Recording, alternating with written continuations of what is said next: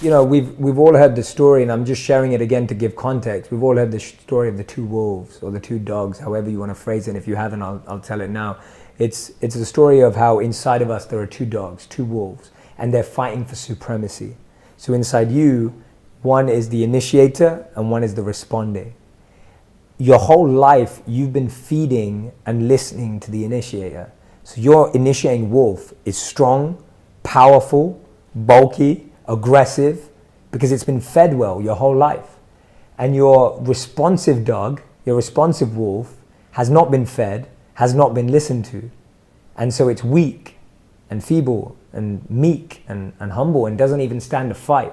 So when they two come to fight inside of you, this wolf's just going to eat that wolf right up. And that's what's happening right now. So for all of us, whatever two wolves you're seeing, whether it's your mind and your intelligence, whether it's your intuition versus what your parents say, whether it's expectations of society versus your expectations of yourself, like whatever two wolves you have inside of you, the one that wins is the one you feed and the ones you have been feeding.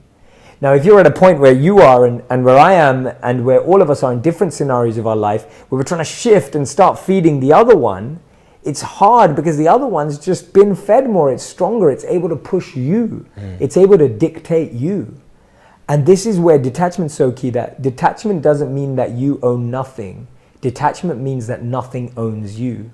And most of us have become owned by our darker wolves. Most of us have become owned by the self that we don't want. So that conditioning has been drawn up. The only way to break it is to disrupt the pattern, to really break that. It has to be, and this is why I talk to people about immersive experiences. Like you meditating for 10 minutes a day on a headspace, that's wonderful and I recommend it, but that's not gonna shift this in a drastic way. Right. You are going to have to go and spend a week out in Joshua Tree with the shaman. You are going to have to take a break in Jerusalem, right? We were both in love with Jerusalem. Like instead of going on a holiday this year, you are going to have to go on a 3-day intensive transformative retreat. And the reason why I'm saying all these different things is they all have different budgets. They're all available in different countries. You don't have to go to India and live with monks, but you have to do something, and it has to be immersive.